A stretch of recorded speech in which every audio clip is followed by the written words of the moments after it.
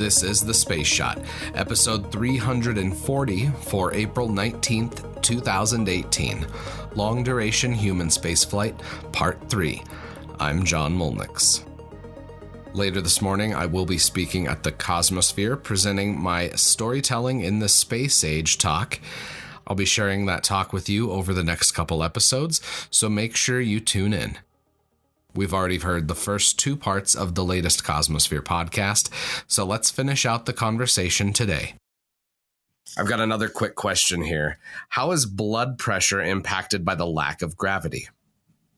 So blood pressure actually going into microgravity, there are not huge effects of overall blood pressure when you go into microgravity. The bigger issue is when you come back. So when you come, after you've adapted to microgravity, your body gets used to those fluid shifts that Megan was talking about earlier, and you actually start to lose your blood pressure regulation capabilities. So what happens is when you come back into Earth's gravity, or if we're talking about an exploration mission where you go into Martian gravity, if you stand up, then your legs are no longer used to kind of fighting that blood pooling down in your legs anymore, because it just kind of floated up towards your chest and your head.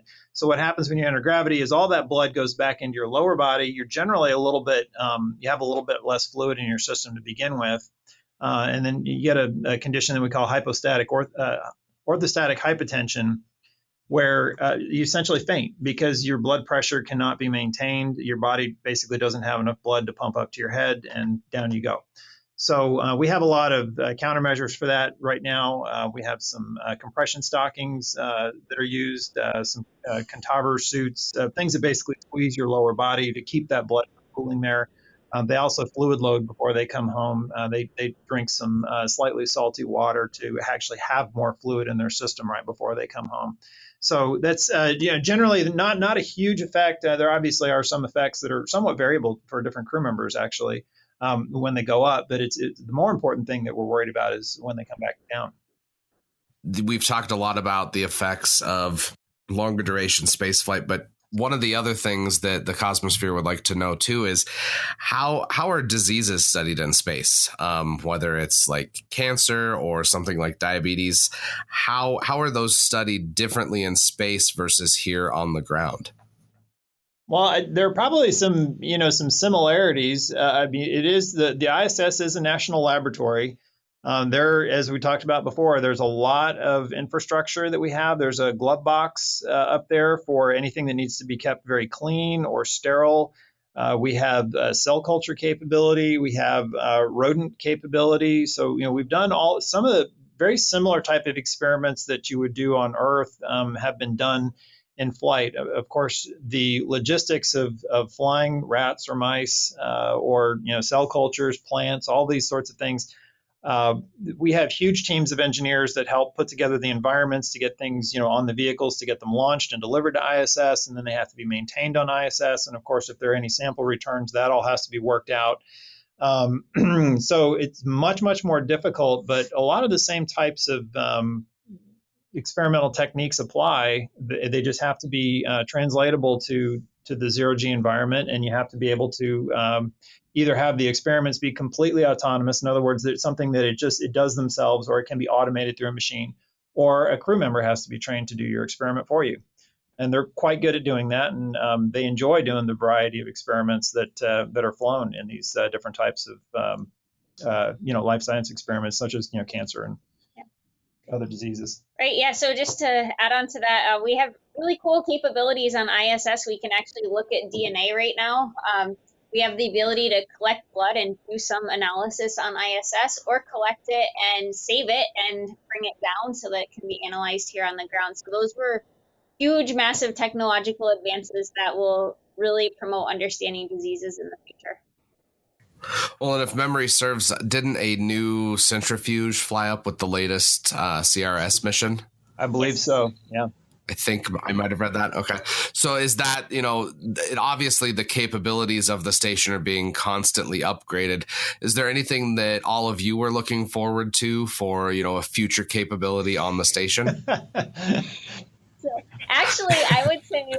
I know that's really broad. Yes, is the answer. No, there are a lot of capabilities that we're looking at to put onto the station to actually answer questions about longer duration spaceflight. But kind of the paradox right now is that what we're trying to do is limit the hardware and limit the equipment that we're putting on exploration vehicles simply because we don't have the mass and we don't have the size. So a lot of the technology is trying to figure out what do we absolutely need to have on these exploration missions, and for those things that we absolutely need to have, how do we make them smaller? How do we make them run more efficiently? So to Less highlight power. some of the things that Doug talked about is, we don't want to use the ground for a lot of that. So how do we get them to work without ground communication, without sending data down to the ground, with less power? So it's a little bit of a paradoxical environment that we're working in right now. We're almost in some ways we're asked to be we're actually going backwards in capability in a lot of ways. We're going back to a vehicle that is it's more similar to the Apollo era than it is to anything else that we've done so far. So we're kind of using our experience on ISS to miniaturize and make things more efficient. But in a lot of ways, it's we're going to have to take a step backwards in research capabilities in order to actually get the mission completed. Right. And so I think a perfect example of that is, what we talked about before was with our exercise hardware is we're going from 3 things that we know we really, really like, and then it's up to our subject matter experts to figure out what part of exercise is really, really important that we carry on to these exploration missions and that we make sure is definitely part of these small exercise devices. How does simplifying these systems for those exploration missions, how does that play in then to the human in the loop testing that we do here on the ground? Right. So that's actually a really important question. And those are things that we try to answer every day from an EVA perspective and from an exercise perspective. So one of the things that we look at for EVA is we don't want a lot of overhead to get out the door. We don't want them to have to put on a lot of sensors or do a really long pre-brief protocol or anything like that.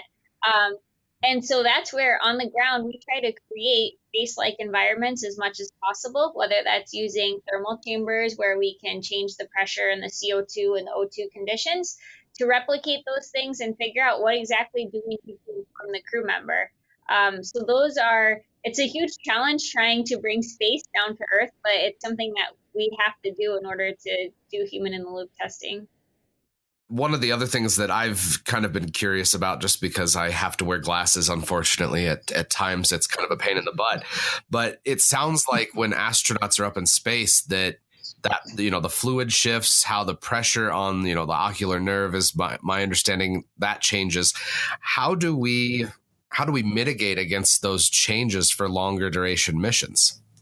So right now we really don't understand very well at all what's happening with it. It's spaceflight associated neuroocular syndrome is what we call it, SANS for short.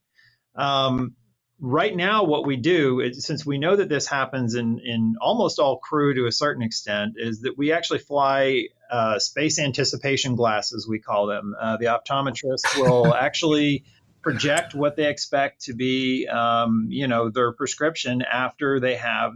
What happens is you actually have a little bit of globe flattening. Your eyeball actually flattens, and so your light path shortens a little bit, and we get what we call a hyperoptic shift. In other words, you get a little bit more farsighted than you were before.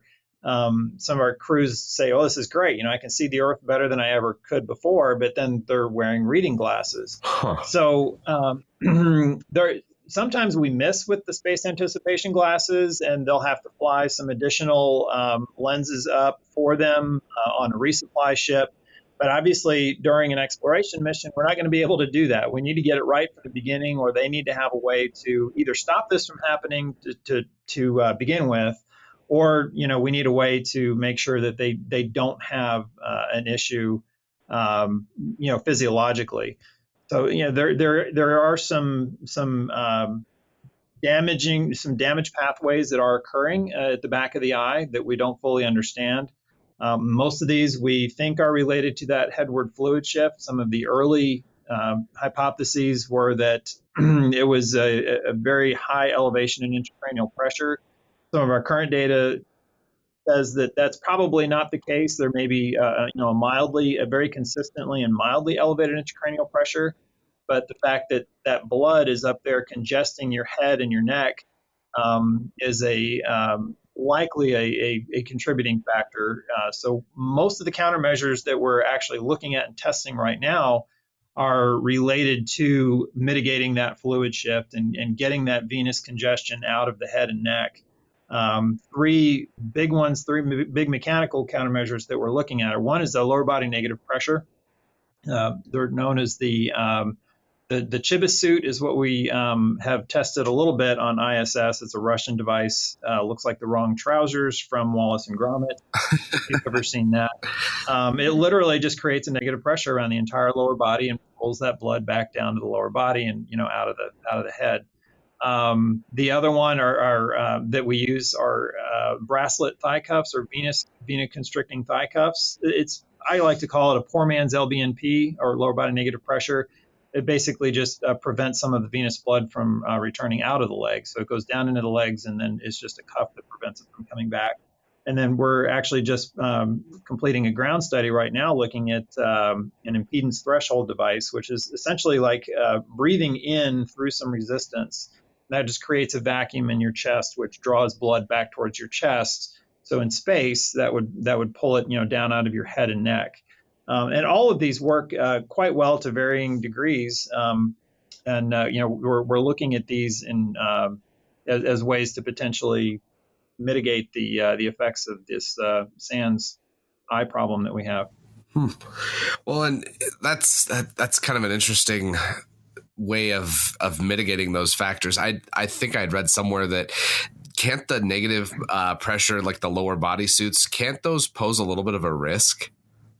They do. I mean, there's a risk with, just like any medication, there are always going to be some side effects with it. We talked a little bit before about the orthostatic hypotension.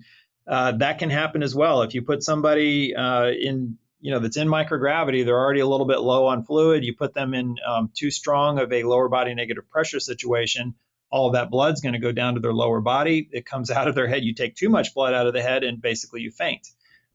So yes, there are physiological stresses and trade-offs that come with any of these devices. The venous constrictive thigh cuffs, they work well for a short period of time, but you also have to worry about clotting factors. If you strap them on too tightly and you create too much stoppage of the blood flow to where it's not flowing, you can get clots that form, and obviously that's not good either. So yeah, we are need to be very careful with the trade-offs with any kind of mitigation that we potentially use, and make sure that we're not doing more harm than good, and balance those effects. I would just say, I guess the big picture going forward is that as we go towards exploration, we have to approach it as a system-wide system-wide question that we're trying to answer. And so there's not going to be any one countermeasure that fixes everything. And so as we go towards exploration, it's really giving us an opportunity to work with multiple different groups, whether it's looking at behavioral health, bone, nutrition, cardiovascular health. Bringing all those groups together is a really good opportunity and necessity to go forward and learn everything that we need to learn in order to promote exploration to Mars and Moon. And to take that even one step further, it's not only we really do need to consider, and that's one of the things that we've learned as we've gone forward, is that all of these systems are very interrelated, and we can't continue to think of one, the effects on one system don't affect the another system. So we need to consider the human body as a whole and look at the interaction between all these systems. But it's also an interaction with the human system with the vehicle. So there's a lot of, in the new vehicle design, and even in the operations concepts as we move forward, these vehicles are so small that, we've touched on this a little bit before, there are always trade-offs. I mean, they're not going to let us have the equipment that we would like to have. We're not going to be able to have the capabilities that we'd like to have. So there are these trade-offs between, are we really are we decreasing our medical risk or our human system risk by loading on more engineering, or does that just increase our engineering risk? Because the reality of the situation is, in an exploration situation, the majority of the overall mission risk is actually on the engineering side.